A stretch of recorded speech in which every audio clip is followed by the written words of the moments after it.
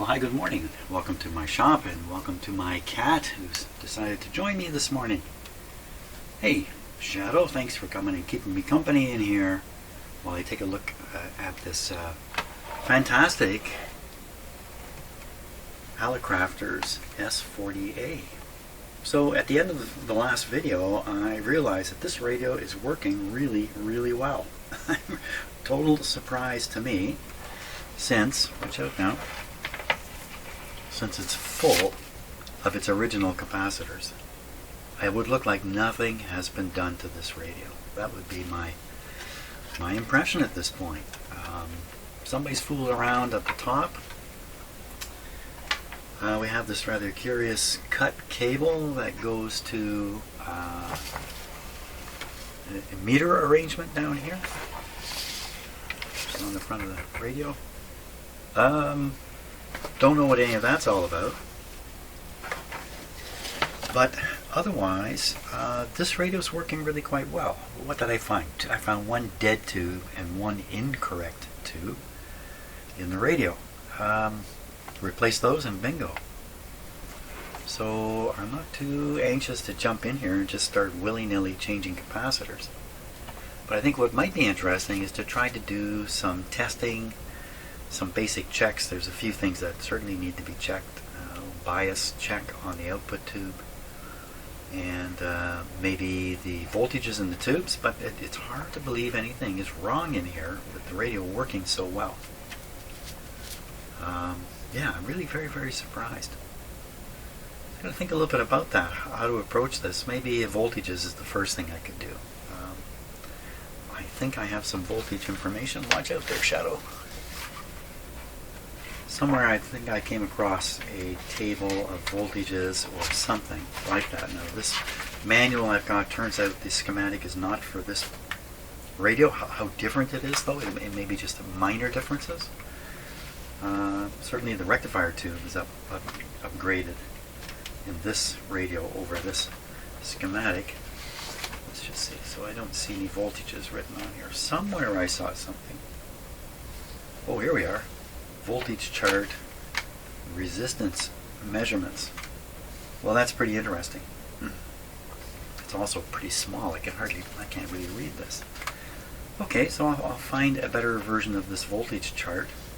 And voltage checks are pretty simple. Just go through each tube, determine if it has a plate or a plate and a screen. If it has just a plate or anode, we just look for a high voltage on it. Something that makes sense. If I didn't have a table, and if it has a screen, I look for a similar voltage, maybe a little less than the plate voltage. And we can start with the power supply voltage and see what the power supply is developing, and then you see what's left. If we get to a tube with a low voltage, it could be on purpose, or it could be an indication of a resistor that's gone high, or something like that. Maybe that's the first step. Voltage checks. Sounds exciting, eh, Shadow? Oh, she's so excited.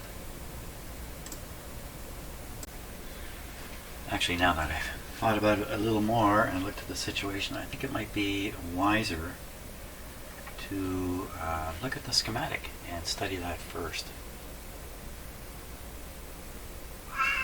Let's see. Hallicrafters S-40A. And I really think the meter on the front panel of the radio I have was a kit of some sort that the owner purchased and then installed, designed to replace where the speaker is. I think that's the story. We may never find any information on it here. Oh, I got both my cats going down here. Okay, let's go through it. I'll take a look at the tubes first. So here's the front end RF tube, and it's in between these two tuned circuits. That makes for a very good front end. So a lot of tuning going on before we get to the mixer tube. And a 6SG7. It's like a cathode resistor and cathode bypass here. And already we run into something that's curious to me, and that's this. They have this wiper connected to the switch here on the S meter socket. Switch not on the S meter socket, but wired to the S meter socket. S looks like 6 there. I don't know what is going on with this. A variable resistor here, 10,000 ohms. Let's zoom in a little bit.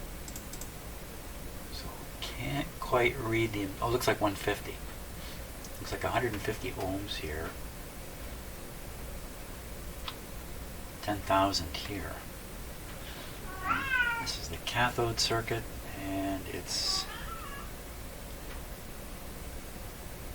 connected here to another cathode.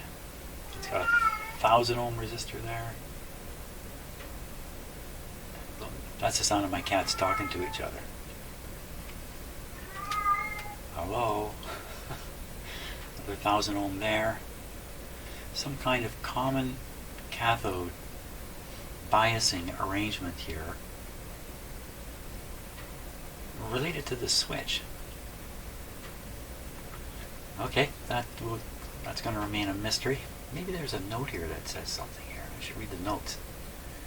Resistance values are in ohms, mica capacitor values are in mmF, picofarads. Paper capacitor values are in decimal equivalents of microfarads.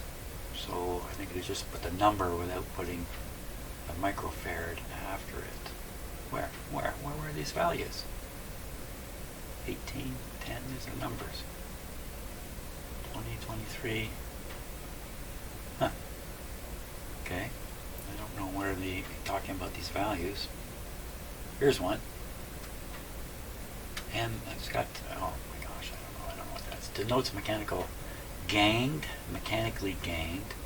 Numerals at band switches, like S1, and letters at antenna, mixer, and oscillator transformers transformers identify corresponding terminal lugs on picture views. Okay, so picture views. Here, I guess.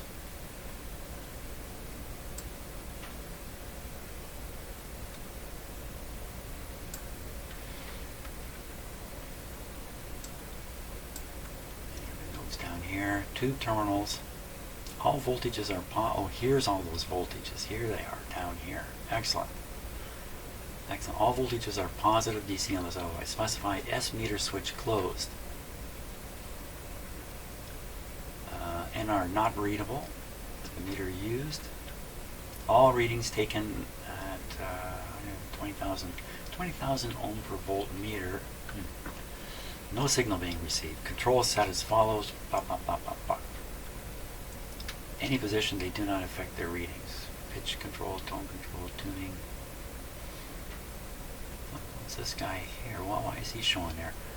Represents transformers T1 to T12. Okay, so they all look like this. Yeah, I've seen those in the back of the radio. T1 to T12. S meter socket. Right. Okay, back to the first tube. After we get through 2 tuned circuits,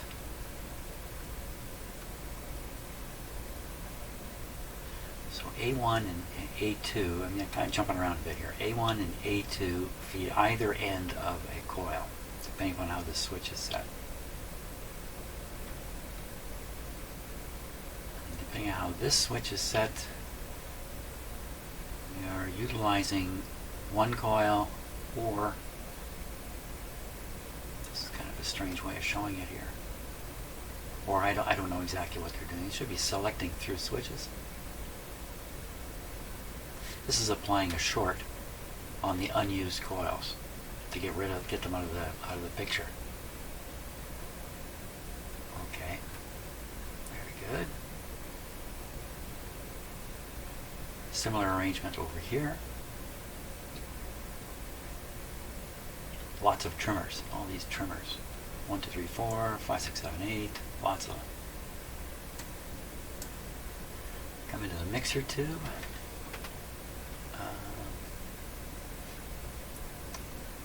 oscillator. So here's grid 1. That's coming down to the oscillator coils down here. Okay, so local oscillators on grid 1, that's normal. Grid 3 carries the actual antenna signal after going through this tuning and this RF amplifier. Let me go into the IF. Look at this thing. Come right out into the first IF. This is interesting. They're tapping in here. That's interesting. Exactly the same thing going on here. Tapping this coil to go to the grid. Last one's a different deal, of course.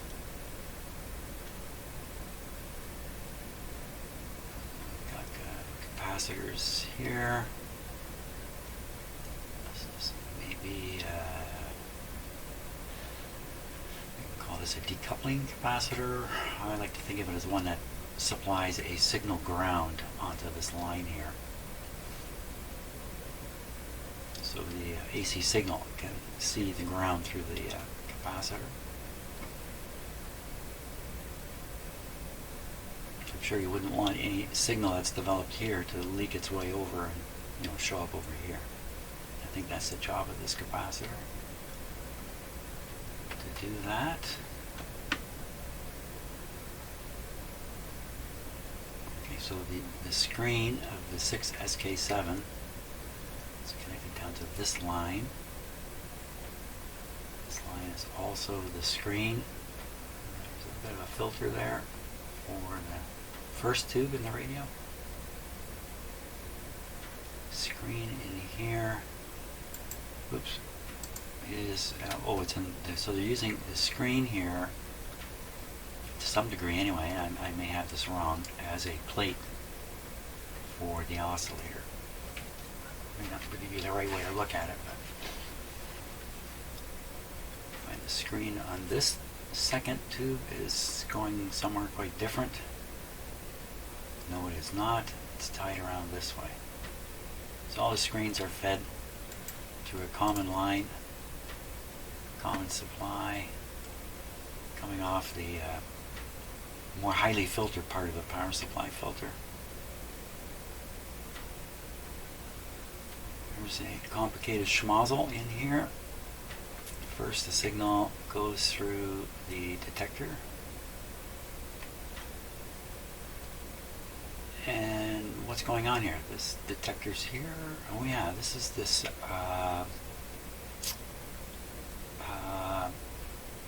gas protection for a gassy tube. Oops, keep clicking my mouse button here. Don't understand how this operates or even what it's supposed to be trying to do, other than compensating or protecting the radio from a tube going gassy up in this part of the radio. I can't say I've ever seen that done in a radio before. The problem with a gassy tube is grid current. Somehow this influences the situation. One part of it anyway. The other part, well, where's it getting its, what is it doing? I don't really know. I don't get this. I don't get it. I'll have to wait a little while before, maybe I'll figure it out as we go along, or study it more closely, or I gotta read up on this kind of thing. In the manual it describes this too. I'll have to read that part of the manual again. So basically the output is coming down to the volume control here through a network of resistors and capacitors, filtering it, trying to get rid of any RF that might be present, and the result should be audio only. Last radio I did was obvious that the RF continues, even though it's suppressed by capacitors. And the last radio was a Hallicrafters radio. The suppression wasn't anywhere near 100%. So we had RF coming out into this area. I would imagines unwanted RF. Come along here. There's usually a big whopper resistor in this somewhere. Yeah, that looks like that says 10 meg or something of that sort. It looks like meg there. So now the audio signal's here, amplified, so it's swinging enough to drive the output tube. This is a very important capacitor right here. We're going to want to hunt down and make sure this is working properly, not leaking charge from back here. The voltage here is going to be a little less than the voltage. I've got a voltage table down here. What's the V number? V number 5. V5. Oh, well, the plate's going to be here, 90. Only 90 volts. Well, that's typical of the tryout in this arrangement in radios like this. The plate voltage is lower here. But some charge could leak across. This is kind of curious. Jack 1. Well, this has to be the headphone jack. So the headphone jack is getting its supply ahead of the output tube. Right off the grid. Isn't this a noisemaker? All these wires? Wait a minute, what's going on down here? Wait a second.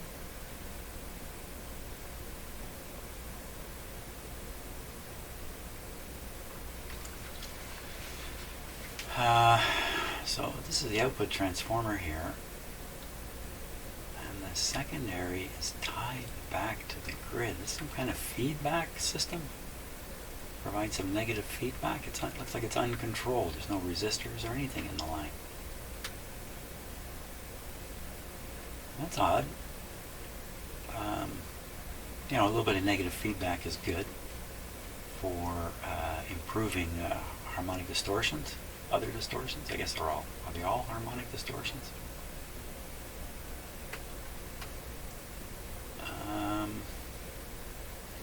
Now wait a minute, no, this voice coil is going up through here.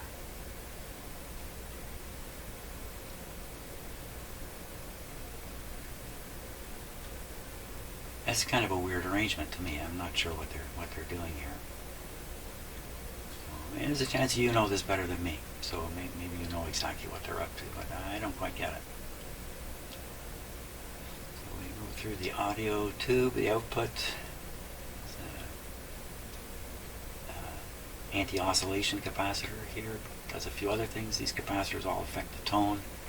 I was playing the radio in the last video through a relatively small speaker, so there could be a hum we can't hear. There could be other tone qualities that aren't apparent with the smaller speaker.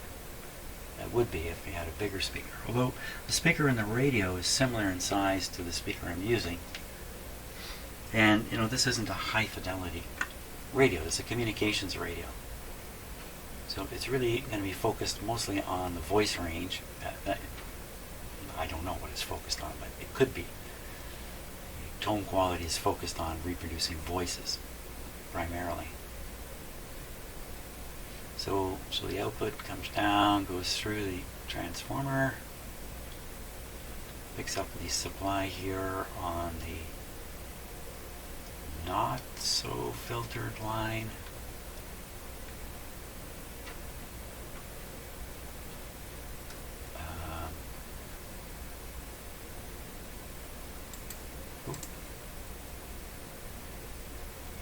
Let's jump down to the power supply here. So output of the power supply.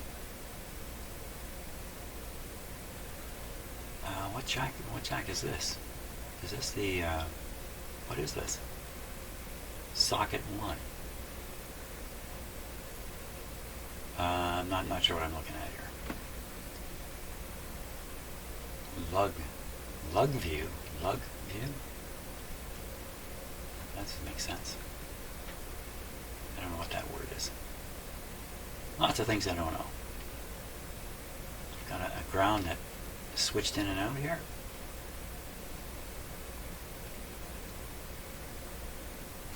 Don't know what they're doing here. What are you guys doing? So we have the supply voltage coming up. Did I get that right? Supply voltage coming up. Filtered a bit. No dot there. There's a dot up here. So it's connected to this line. So this is the B+. There's a filter here. Better filter out here. The not so filtered stuff. Operating screen. How's the plate get into this? Chase down the plate. Well, the plate's right here. So, plate getting the not so filtered higher voltage supply. It's also going this way. To the IF amplifier there. We're going further into the S meter socket. The S meter socket, what? Has a very high voltage on it? Did I get that right? I skipped something tonight. No, it's just the way they've shown it here is a little circuitous in the circuit. And we have less filtered supply coming up through here. Goes through the right coil. Hey, one coil is missing. Up onto the plate here.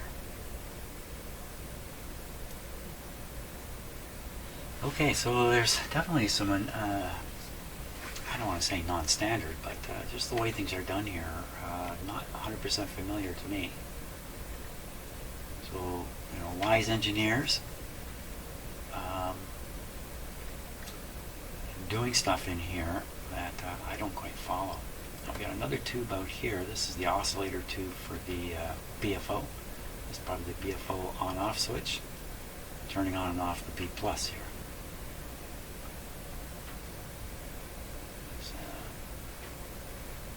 Oscillator has to get feedback to oscillate. So how does it get back to the grid? Up here. Now the idea of this technique is this is oscillating at around 455 kilohertz, matching the output of the IF around 455 kilohertz. There should be an adjustment. This will be the adjustment. Maybe the control rate on the front. Shorting plug must be in socket for AC operation. Shorting plug. Okay, I think I'm looking at the shorting plug on the back of the radio.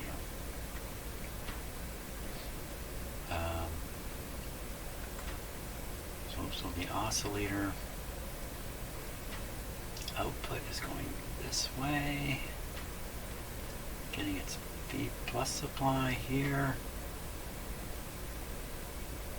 and it's kind of mixed in. So I guess this is where it meets up with the output, right, probably right in this transformer.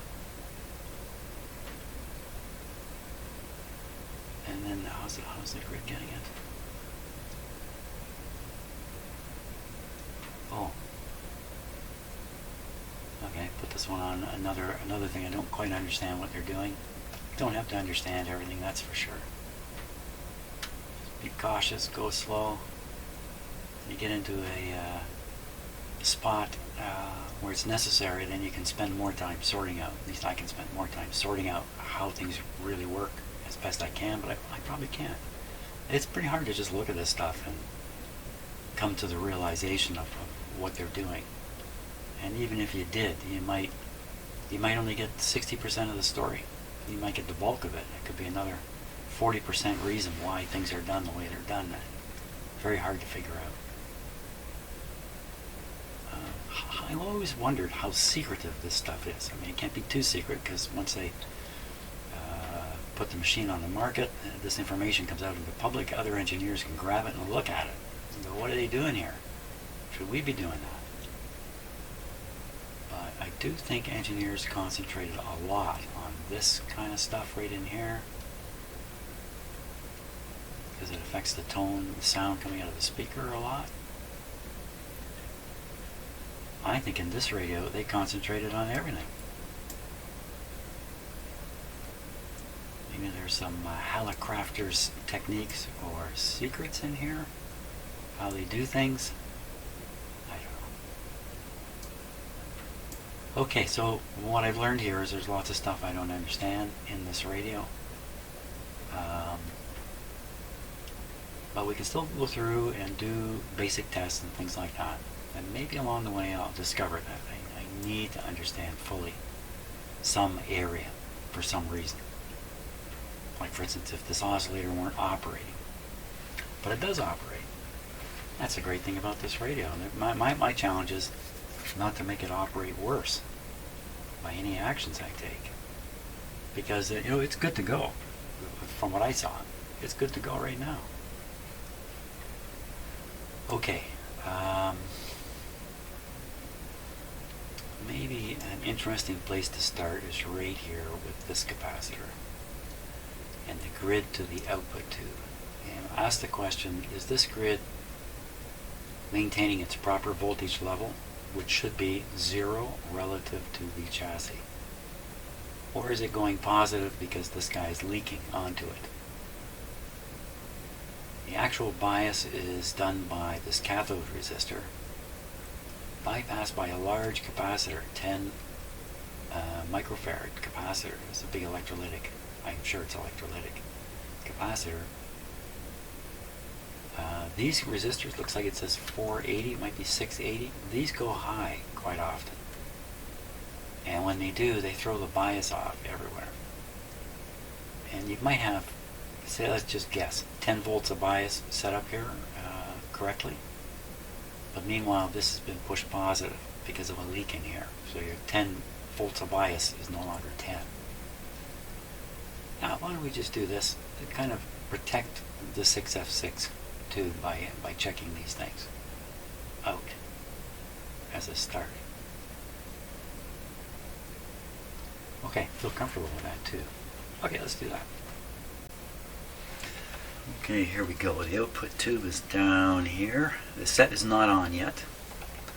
This is the ground clip to my meter, which is sitting right there.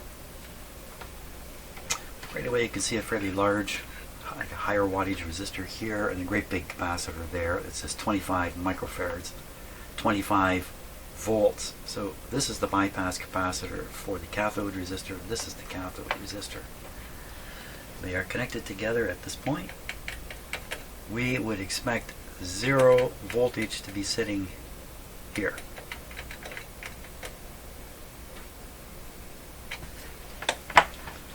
And I should also then, wait a minute, take that back. I got pretty quiet there for a minute, didn't I? No, we don't expect 0 volts to be sitting here. We expect this to be positive some amount. How much? 6F6. What could that be? 6F6. Here we are. 6F6. Down here, typical operation. Grid number 1. Fixed bias minus 16 volts. Minus 20 volts if you've got 285 on the plate. It's pretty high. Cathode bias, they're just going to give us a resistor. Cathode bias resistor 410, 440 with a higher voltage. 410. So the cathode resistor in here is 680. So, but we would expect the voltage to be somewhere around that 17 volt mark, something of that sort, somewhere in that range. This resistor looks to be in pretty good shape. The grid, yeah, I didn't. Hey, hang on, I didn't get ready for this. 6F6, 6F6. The grid is pin number 5. Pin number 5. Okay, so it looks like 1, 2, 3, 4. This is 5 here. This looks like 10,000. looks like brown, black, orange. Looks like a 10,000 off the grid. We'll use this schematic, why not? Well, that's 270K there. Where's the 10,000 happening? Should be a capacitor right on the grid. There's the pin number there, 5, right there. Pin number 5. Ooh. 470K down here. 470K. And that's going down to a terminal with wires on it, heading off. It's coming up to a that's just a ground point, I think. This one's going into this output transformer here. Wait a minute. Wait a minute. Output transformer? Yeah, just looking at the speaker to see that it does not have a transformer on it. It does not. So this isn't quite adding up. So there's a wire, just a bare wire up to this tube. There's another resistor hidden here. 47, looks like 470. So there's the 470. Okay, not to go too far. This is going to be the grid here. So I want to look, and then there's a capacitor. There should be a capacitor. Where's the capacitor? Oh, this isn't making sense. Am I on the right tube? Yes. I'm on the right tube. Have to be. Did I count them wrong? Let's count them again. 1, 2, 3, 4. This is 5. That's not adding up. Unless this pin is not actually working on this tube. It's a spare pin, and they just used it to connect this capacitor. 0.02 up to here. Now that tube is the, oh my gosh, that's the next tube up. This is the rectifier tube. Really? Oh my gosh, the wires are going every which way. They're going up into this thing.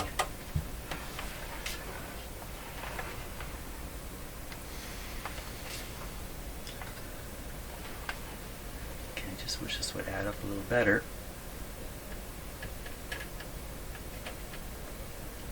Well, yeah. 0.02 connected to a 270K or another capacitor. 0.02 connected to a, that's 27, there it is, 270K right there, and here's another capacitor. So this is it. This is the blocking capacitor. It's got 90 volts on this side. Right, because this is the rectifier, this is the output to rectifier, this is the detector tube with the triode in it. Okay, that all makes sense. Okay, everything makes sense. We're ready now. Things are making sense. Quick, Jim, before they stop making sense. Okay, can we just plug this in? Is there any reason why I wouldn't plug this in right now? Speaker's connected. Everything looks good. Volume down, and it's switched off.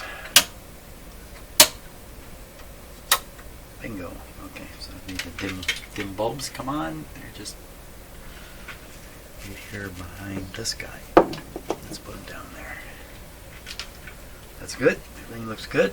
We'll give it the full Monty.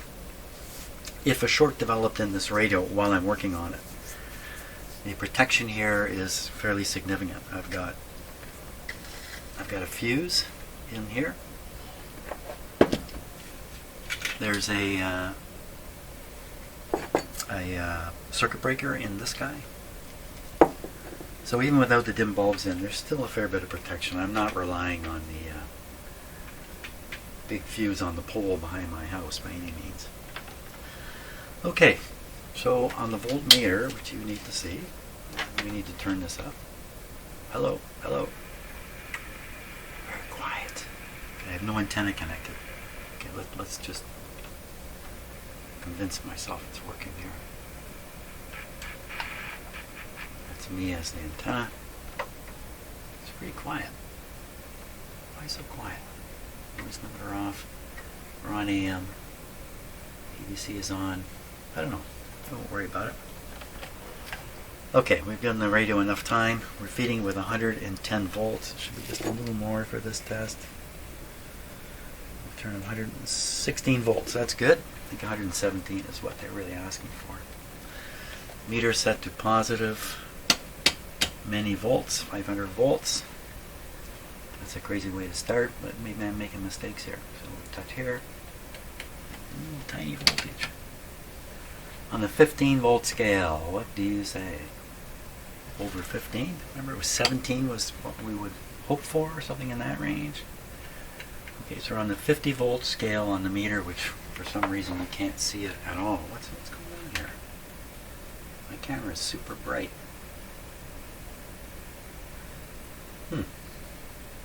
Okay. You can see the pointer now. That's good enough. Here we go. Once again, bias voltage. So on the 50 volt scale, it's 20 volts, and that was in the book. 20 volts for a high B plus. What is the B plus in here? Let's go right over here. On the 500 volt scale, we'll read right off the filter capacitor. Could be here. So that's not very much voltage. That's 100 volts. That's not very much. Could be here. Okay, that's 270. Okay, and we can also measure it right in here. I'm trying not to put my, I gotta put my arm in front of the camera to do this properly. 360 volts. 370. That's a big one. What's on the other side here? Pop, pop, pop. 270. You're dropping 100 volts on this guy? Okay, so bias seems right. Plate voltage supply at the supply point seems right. What's making it out here? Which one is the plate? The one that makes the meter go up. 250. That's probably the plate. Okay, now, what about this capacitor? So on one side we should find the plate voltage of the triode. That would be here. It's not very high. That's on a 150 scale. 70 volts. Okay, so there's 70 volts on this side of the capacitor. There should be 0 here. Let's see, there's something there. There is something there. Go on the 15 volt scale. Go right here. Ooh, my gosh, 7 volts. That's in my mind, that's 7 volts eating away at the 20 bias. So you're going to get a 13 volt bias here, which is a little low. And that means while the radio is idling, there's more current going through the output tube than is desirable. So this is going to burn off the cathode faster than you'd want. So this guy needs to be replaced. No doubt about that. And in doing so, we'll have our first capacitor to actually test. Although we know from this, it's leaking already. We already know that. Okay, we're going to power down. Change that capacitor right there.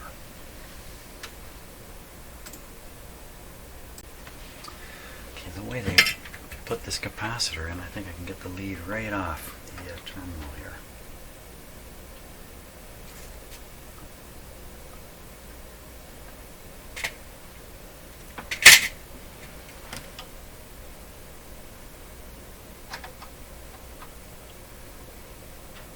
See if I can. Could make this easier. easy enough right there. Right off. Yeah, watch out.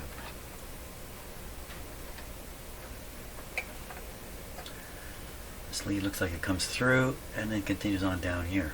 So we're going to cut it off here.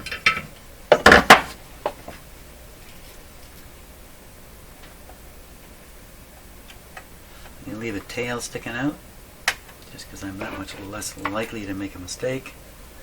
And even more, because you never know. My cat's going to show up, I'm going to disappear for an hour. When I come back, my memory will be erased. So I'm going to put this clip on,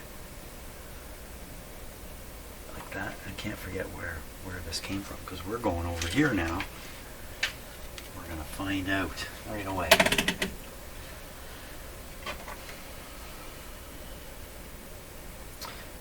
This machine is a capacitor checker for capacitors that are in high voltage circuits, not modern equipment. Old tube stuff with high voltages in it. I guess you could check any capacitor you want with it, but this is really intended for exactly this purpose. It's set to 50 volts. If your eyes are good, you might read 25 there, but in fact this machine produces 50 at this point. You see the magic eye here with the gap open. So if there's current flowing in this circuit, the eye closes, and a tiny amount of current will close that eye. I'm going to flip this switch to apply the voltage. There'll be a rush of current in, the eye will snap closed, and then it will come open some amount. If it opens all the way, she's a good one. Here we go. Now, so this capacitor is showing bad.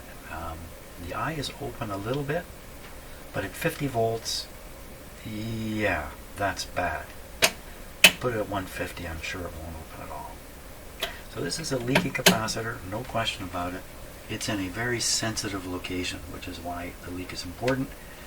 Some of these guys, like this guy could be somewhere else on the radio, leaking away a few coulombs an hour. It wouldn't mean a thing to the radio, because the capacitor might be in a low impedance circuit. Low impedance circuit requires large charges to vary its potential.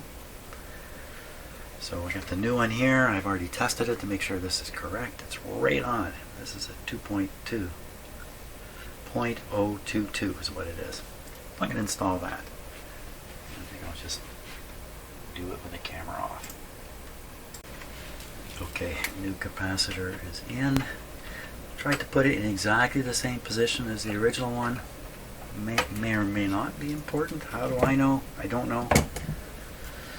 For all I know, some of these capacitors are in at a particular position, a particular angle, and if you change it a little bit, you're going to introduce some problem like an oscillation or something like that.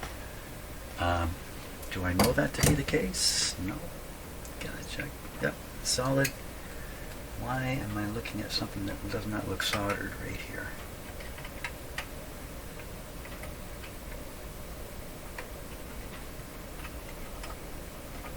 It must be soldered. Sure doesn't look like it. Is my close-up camera handy? Well, sort of. I'll just grab it from here. Let's take a look. What am I looking at now? Right there. Yeah, okay. A little bit of focus is required. Just hang on for a moment. I just got to bring up the dialog box for that camera and do this to it. So the one I'm looking at is the upper one in the view, and yeah, it doesn't look soldered. That's this, right up here. Maybe it's soldered down underneath or something. I'll move it again. Wait a minute. Wow. It does look. It is not soldered. Count that as a win. That's a big win. Spotting that. Now, would this be causing trouble? Would I solder it? Am I going to get into trouble? The radio's better off not soldered. Can you solder this old wire? Hard to believe, eh? How could they miss that? Did I get it? Little moron. I'm the little moron. Okay, here we go. Well, I don't know if I just did something good or if that I've just been fooled myself into thinking there's something happening there. Did I solder the right thing? That is... Seems pretty solid now. Ah, what are the chances? Probably I just overreacted there. That's okay. A little solder never hurt anyone. Now, capacitor's changed. We should find 0 volts on this side of it. So we're now going to energize. Everything's disconnected. They're safe, ready to go. Okay, here we go. Okay, radio's back on. Meter. DC plus 15 volts. You can hear the radio operating. This guy should show a 0. I don't see any movement. 1.5 volts. So it goes up ever so slightly.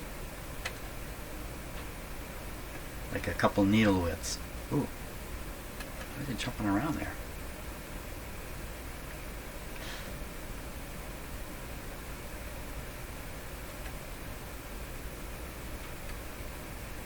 Just for interest's sake, no, I won't do it. I was going to switch my meter on AC and stick it on there, but I don't think that's a good idea.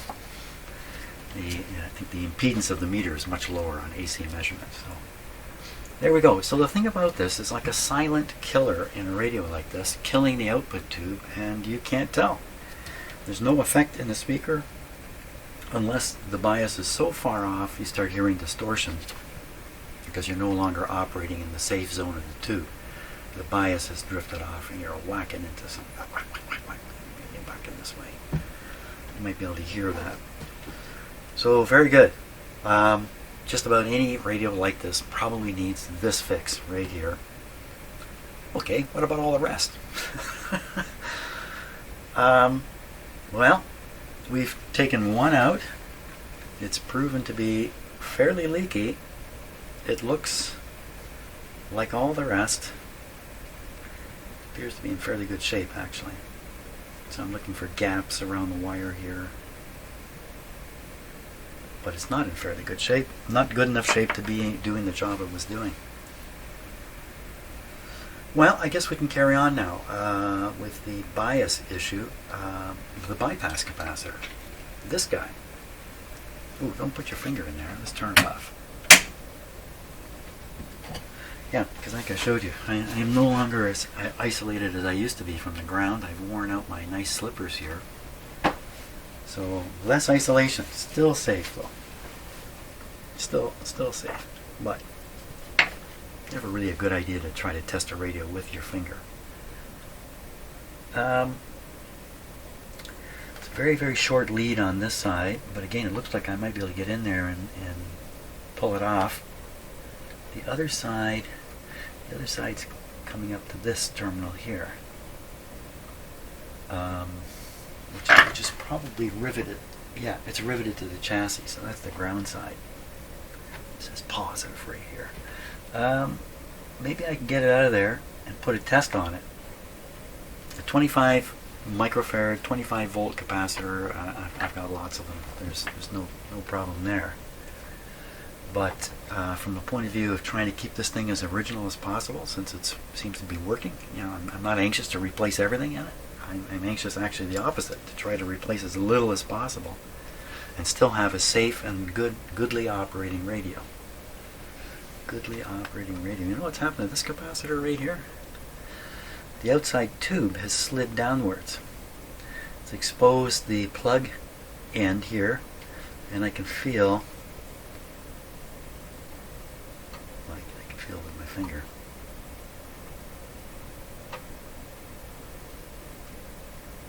Oh, it's very distinct with the finger, but I guess there's, anyway, I think this is slid this way. Could this be getting hot? Jeepers. This one seems to have almost done the same thing. How would they slide? I mean, it's sitting on its side right here, so it kind of makes sense that it would slide that way. But this is not how the radio sits all day. It sits in the normal way, and then there's no gravity pulling on this. Why would it slide off? It got really hot. It got really hot, and the slight angle was enough for this to work its way off. Electrons were pushing from inside. I don't know. Is that observation valid? Geez, I don't know. Back to this thing. Back to this thing. Stop me. I got wandering eye disease here. Let's see if we can just release this. I'm almost certain to replace this capacitor anyway. I mean, if the non-electrolytic ones are showing signs of wear, and how could they not? In a radio this old.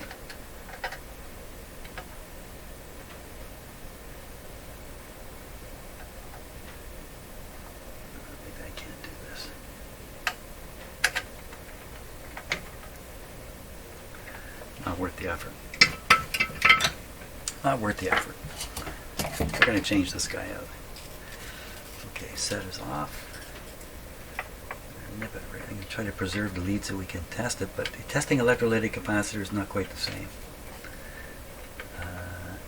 I don't have a good feel for it. So, okay. Try it. What happened there? Did I cut the wrong one?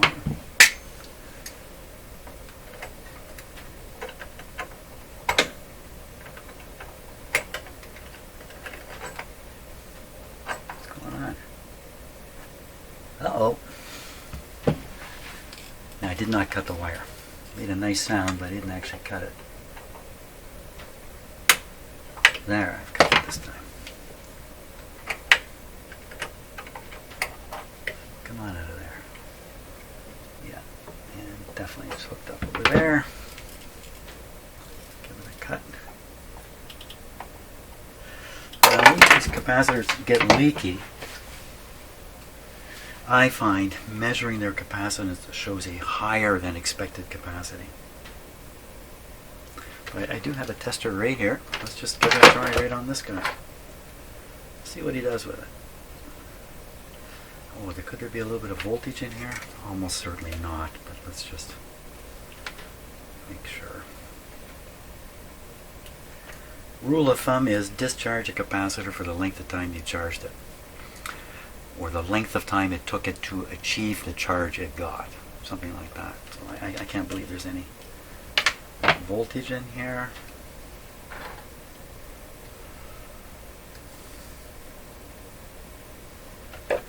What do you say?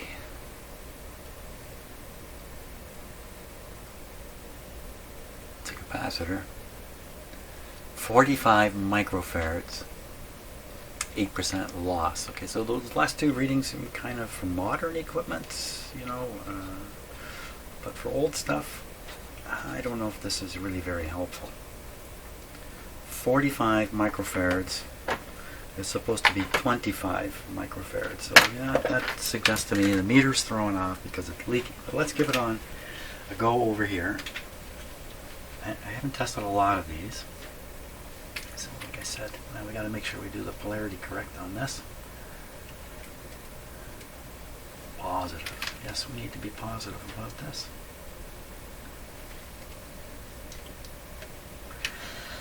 For this guy, he's calibrated for tiny leaks in regular capacitors. So if I flip this switch, now it's calibrated for this kind of capacitor, electrolytic, supposedly. 50 volts, what do you say?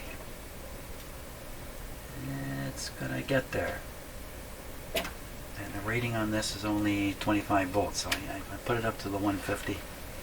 Probably not a good idea. So that's what I mean. I don't know. Was that good? Is that bad? I think the other test is more indicative.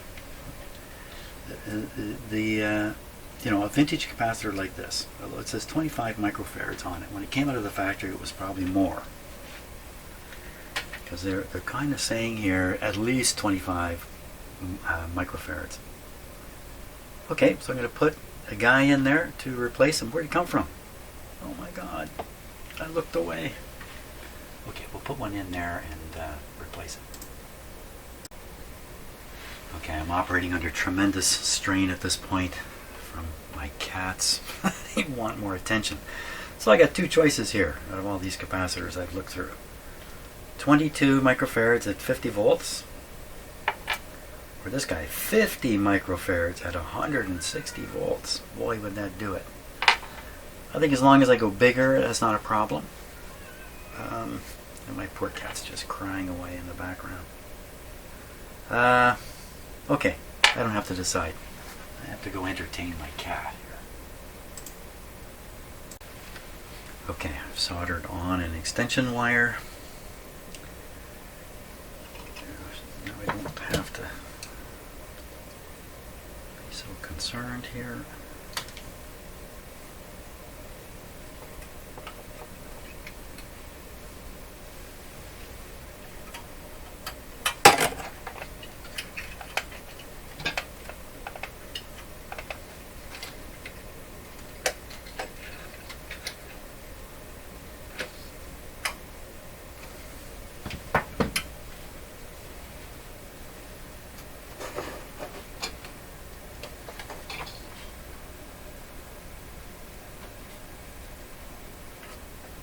Yeah. You're in a nice spot there. Stay there.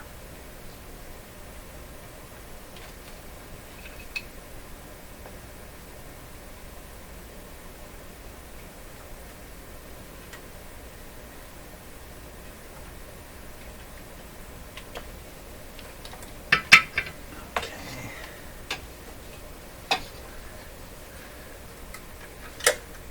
Part. This is much too long.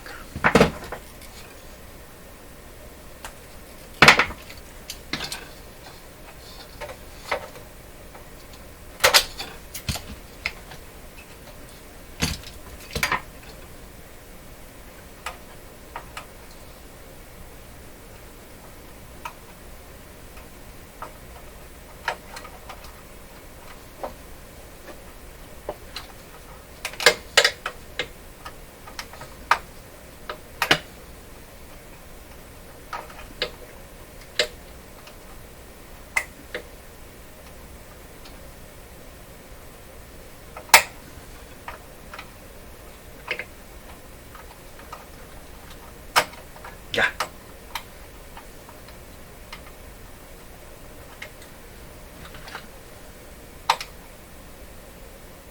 It's good like that.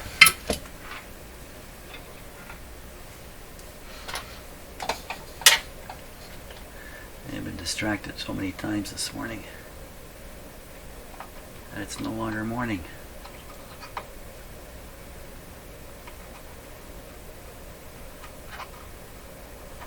Very good. Okay, did you put it in the right way? Yep. Put it in the right way.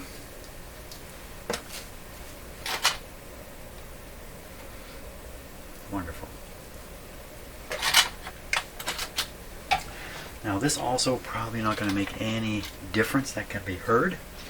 Perhaps with a larger speaker, maybe this would help the bass out a little bit. I'm not sure. I have to sit and think about that. The capacitor was weak. The lower frequencies would have trouble getting through, and so they would end up in the resistor. And yeah, that would dissipate some of the lower frequencies. So I think bigger, more bass. Would it be too much? Can't imagine that. Is there a tone control? There was a tone snap control. So okay, there's nothing really to measure, to check on that, other than to turn the radio on and make sure some sound comes out of it. And I'm going to put an antenna on because the word is shortwave is a hoppin'. I don't know if that's true. You have to look at the solar flux index.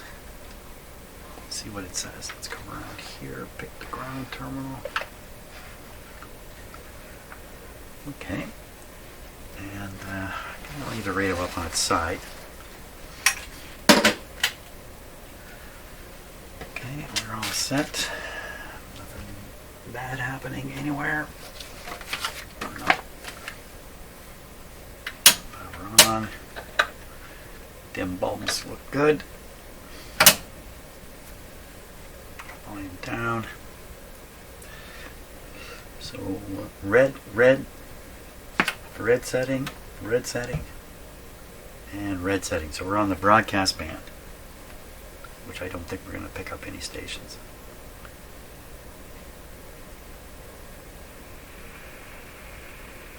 I'm going to turn this way up. How come I have to turn it way up?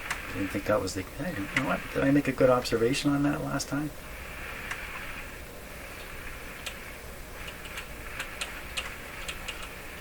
Jim, you've already ruined the radio.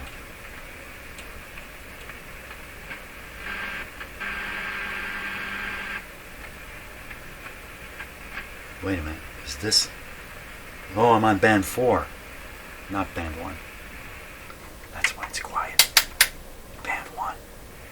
Yeah, there we are. Yeah. Okay, let's see if we can tune something in. What are the chances? Chances are low.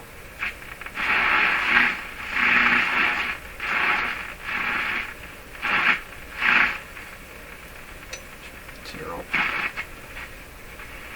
Your best bet, well that's good. That's interference in my shop. I commonly hear it. Right in the right spot. Okay, I got the volume up full here. She's fading out. Come on, right in here. There's that capacitor thing happening again. So what I'm going to do is, since I have it right here, I'm going to hook up a loop antenna. And we're going to give that a go. And probably see quite the difference here.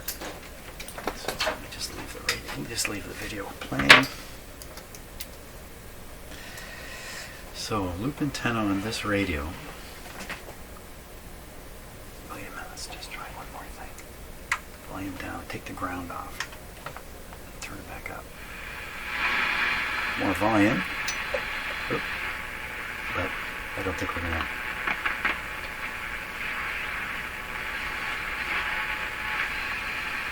Nobody home there. Okay, volume down. I'm going to switch to the loop antenna, which is behind me in my shop. To do a loop antenna properly, we need to separate the link here.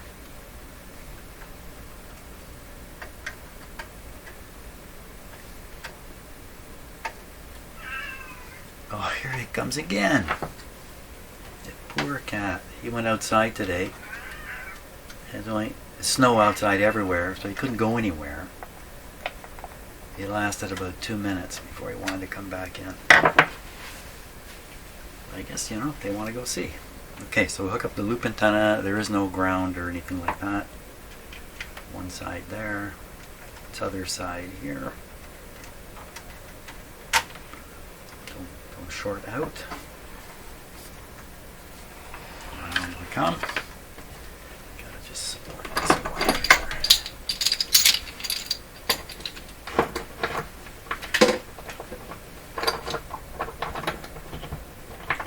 Strain relief.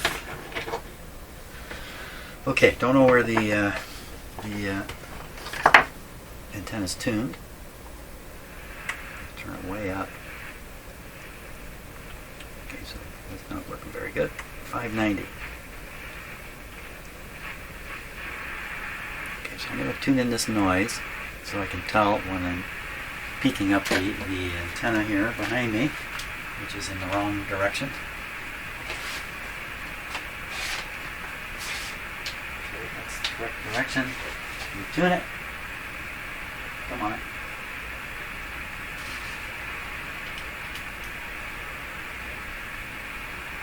No response from the radio. There should be a point at which the radio jumps to life. Well, that's interesting. Did you hear that that funny noise just now coming out of the radio? The tick tick tick tick tick tick sound? Did it come and go? What is that?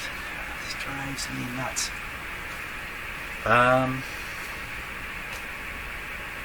That's pretty disappointing. I'm a little surprised. Did I not hook this up correctly? It's not shorted.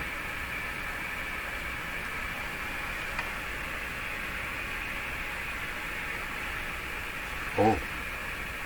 No.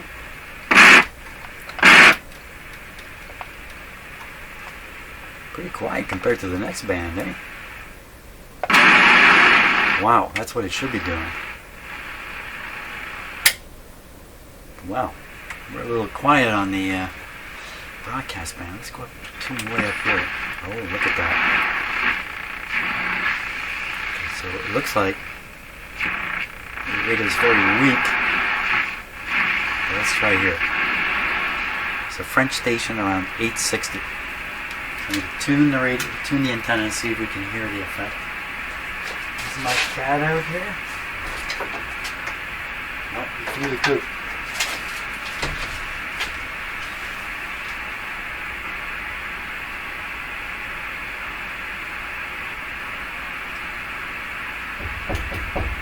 That's not my cat. That's something much bigger than a cat at my door.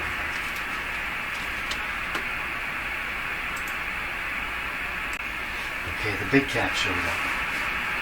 Now, what's going on here?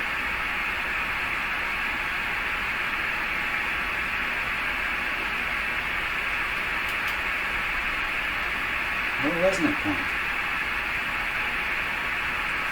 Okay, so we've discovered something else about this radio.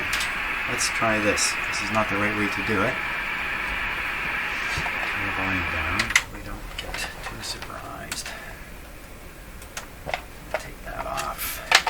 We're going to close the link here.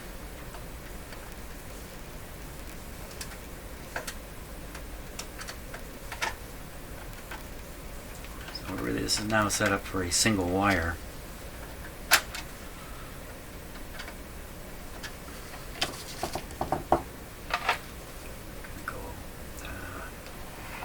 To ground, just a better place to clip it here, and there. Now, this is a less appropriate way of doing a balanced antenna, like a loop or a dipole. I'll turn it way up. Okay, now I'm going to tune this antenna. There it is. So just get an idea of what I'm doing if you're not familiar with this kind of stuff.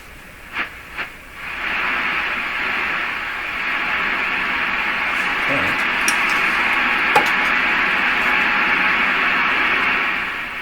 French station, please.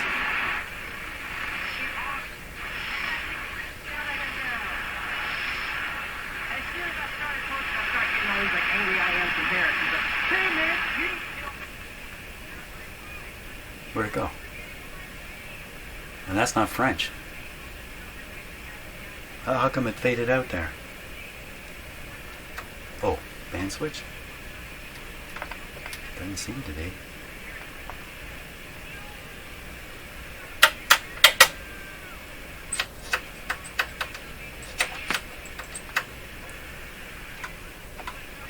Well. Oh, that's interesting. I flipped the standby switch and it got stronger.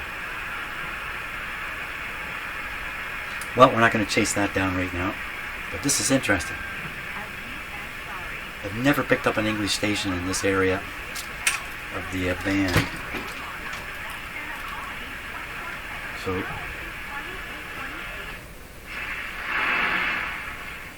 that loud area is where the antenna is tuned. Listen carefully. So I mean, this dial could be way out.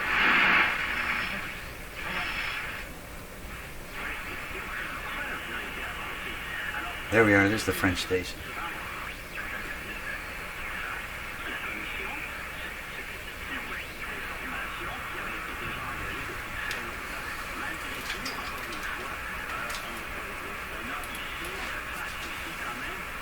Démonstration d'une mauvaise évaluation. Et je pense que ce que le commissaire va avoir, le commissaire Rouleau, le juge Rouleau va avoir comme gros problème, c'est de vraiment expliquer jusqu'à quel point ce manque de communication, ce manque de coordination entre les agences policières et fédérales qui a amené de plus en plus à une Okay, I'm going to return this to the proper balanced antenna input method. That's supposed to be there. Anybody getting warm here? No. I find the back of my finger is quite sensitive to temperature. But the best part of your body, at least the public part of your body, is your upper lip. Your upper lip is very sensitive to heat. Like what?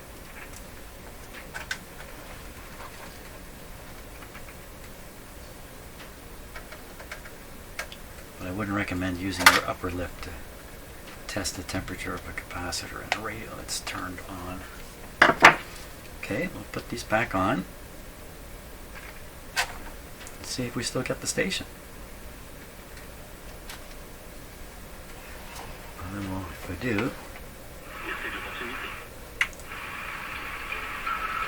I wonder what happened. Well, I didn't really try it up this high because this is at 9.10. I don't think I just turned the dial high enough.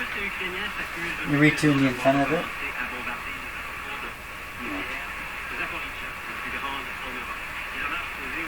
Frankly, it sounds better the other way, I think. It sounded stronger. And that other station?